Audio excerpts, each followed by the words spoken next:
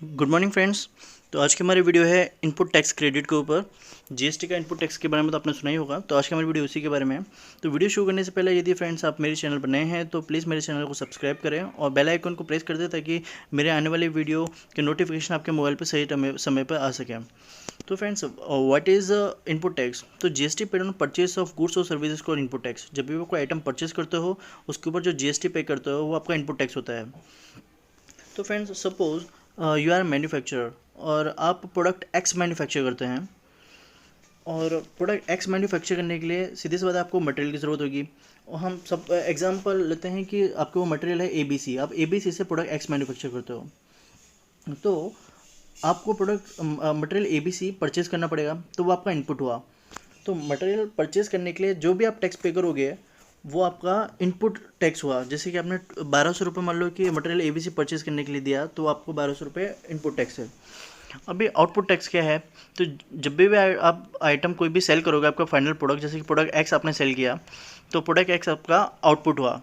उसको जो सेल करके जो जीएसटी आप कलेक्ट करोगे वो आउटपुट के ऊपर, वो आपका आउटपुट टैक्स होगा। जैसे कि आपने सपोज प्रोडक्ट एक्स आपका वाईजेड लिमिटेड को 10,000 रुपये में बेचा, उस पर 1800 रुपये जीएसटी कलेक्ट किया, तो 1800 रुपये आपका आउटपुट टैक्स है।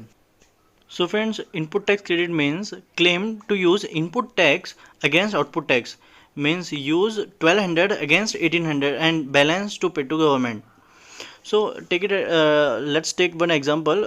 We have a 3 type of input ABC। हमने वो परचेज किया था विद GST ऑफ ₹1200, तो हमारा इनपुट क्रेडिट हुआ 1200। हमने उस आउटपुट एक्स बनाया, प्रोडक्ट एक्स, और उस पर टैक्स कलेक्ट किया 1800 उसको सेल करने पे। तो tax to be paid to the government is 1800 minus 1200, that is 600 rupees.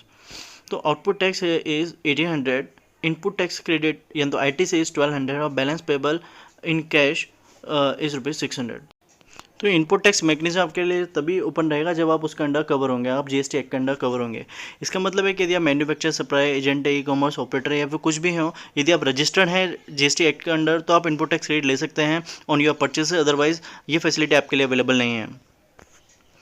तो यहाँ पर रजिस्ट्रेशन होना बहुत ज़रूरी है ना। How to claim input credit under GST?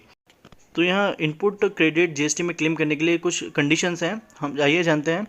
Condition number 1 कि you must have a tax invoice और debit note issue by the registered dealer. 2 you should have receive the goods और service. 3 tax charge on your purchases has been deposited to government by the supplier in cash और by claiming ITC। और 4th supplier has filed GST return. तो ये 4 condition जब satisfy हो जाती हैं तो आप इनपुट टैक्स क्रेडिट ले सकते हैं। यहाँ पर पॉइंट टू बी नोटेड कि you should have receive the goods और सर्विस। तो इसमें एक ट्विस्ट लाया है उन्होंने कि where the goods are received by you in lot और इंस्टॉलमेंट। तो जब आपको लास्ट इंस्टॉलमेंट, लास्ट लॉट जब मिल जाएगा, उसके बाद में ही आप वो वाले इन्वॉइस के अगेंस्ट इनपुट टैक्स क्रेडिट ले सकते हैं। अनदर केसेस जहाँ पे हमने इनपुट टैक्स क्रेडिट ले लिया है बेस्ड ऑन इनवॉइस, लेकिन हमने हमारे सप्लायर को पेमेंट नहीं किया within 3 months from the date of issue of invoice, तो ऐसे केस में हमने जो इनपुट टैक्स क्रेडिट ऑलरेडी ले लिया है वो हमको आउटपुट टैक्स में ऐड करना पड़ेगा और वो हमको विद इंटरेस्ट गवर्नमेंट को पे करना पड़ेगा।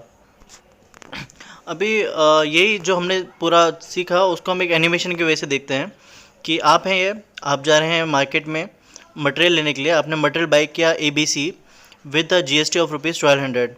आप आए आपकी फैक्ट्री में, फैक्ट्री में आने के बाद में आपने मटेरियल ABC से प्रोसेस किया और प्रोडक्ट X मैन्युफैक्चर किया, तो प्रोडक्ट X आपका आउटपुट हो गया, प्रोडक्ट ABC आपका इनपुट था।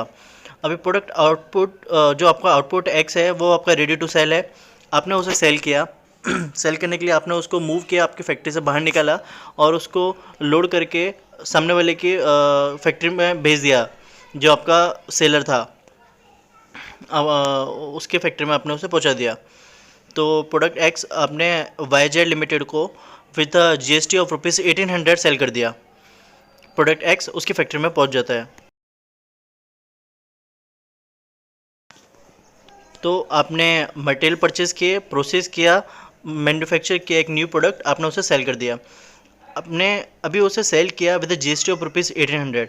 अभी आपने 1800 सामने वाले से कलेक्ट किए हैं, तो आपकी रिस्पॉन्सिबिलिटी है 1800 रुपीज़ गवर्नमेंट को पे करने के लिए। So now you have to pay this amount to the government as GST। तो जीएसटी पे करने से पहले आपको सबसे पहले चेक करना है कि क्या आपके पास आईटीसी अवेलेबल है, क्या आपने कोई मटेरियल इससे रिलेटेड परचेज़ किया था इसे बनाने के लिए जिस पर आपने ऑलरेडी टैक्स दिया हो। यदि हाँ, तो आप वो वाला आईटीसी ये 1800 रुपीज़ जो गवर्नमेंट को वो पे करने हैं, वो पे करने में यूज़ कर सकते हो। तो आपने मटेरियल ए बी से परचेज़ किया था फ्रॉम द मार्केट और वहाँ पे आपने 1200 रुपीज़ दिए थे। तो अभी आपको क्या करना है, आपका आउटपुट 1800 में से आपको आईटीसी 1200 माइनस करना है, बैलेंस 600 आपको गवर्नमेंट को पे करना है। तो ये जो आपने परचेज़ पे किया था ऑलरेडी, वो आपका आईटीसी है। अभी यहाँ पे कुछ इंपॉर्टेंट बातें हैं जो आपको याद रखना बहुत ज़रूरी है बिफोर क्लेमिंग आईटीसी। पहली बात कि आपने जिससे माल परचेज़ किया है उसने आपसे जो भी जीएसटी कलेक्ट किया है वो उसने गवर्नमेंट को पे करना चाहिए बिफोर टाइम। यदि उसने नहीं किया है तो आप वो जीएसटी क्लेम नहीं कर सकते हैं। तो इसलिए बहुत ज़रूरी हो जाता है कि आप जिससे भी माल परचेज़ करें वो रजिस्टर्ड होना चाहिए जीएसटी में, जीएसटी एक्ट में, तभी वो टाइम पे कर पाएगा, तभी आप उसको क्लेम कर पाओगे। कुछ और एक्स्ट्रा पॉइंट्स देखते हैं। ऐसा केस जहाँ पे आपके पास input tax is more than tax payable on output, तो वहाँ पे अनक्लेम्ड आईटी से बच जाता है, जैसे आप बाद में क्लेम कर सकते हैं। तो उसके लिए आप उसको कैरी फॉरवर्ड कर सकते हैं या फिर रिफंड के लिए भी अप्लाई कर सकते हैं। तो where your tax on input is more than tax on output, you can carry forward और claim as a refund, otherwise you will have a payable. Next point is, आप 1 साल से ज़्यादा पुराने इन्वॉइस के ऊपर जो आपका इनपुट टैक्स है वो आप क्लेम नहीं कर सकते हैं। तो आपको बिल की जो भी डेट है उसके 1 साल के अंदर ही आप उसका आईटीसी क्लेम कर सकते हैं, उसके बाद में आप नहीं कर सकते हैं। अगला पॉइंट है कि आप कैपिटल गुड्स और सर्विसेज से रिलेटेड जो भी आईटीसी है वो भी आप क्लेम कर सकते हैं, लेकिन जो पर्सनल यूज़ के लिए जो आपने गुड्स सर्विस वगैरह जो भी यूज़ किया है फॉर पर्सनल पर्पस, उसका क्रेडिट आप यूज़ नहीं कर सकते हैं। सो ये पॉइंट बहुत ही इंपॉर्टेंट है कि no input tax credit shall be allow after GST return has been filed for September of next financial year to which such invoice pertain और filing of annual return whichever is earlier. तो यहाँ पे 2 event मिले हैं और उन 2 event में से कोई भी इवेंट अगर पहले हो जाता है तो आप प्रीवियस ईयर के कोई भी इनवॉइस का आईटीसी क्लेम नहीं कर पाएंगे आगे।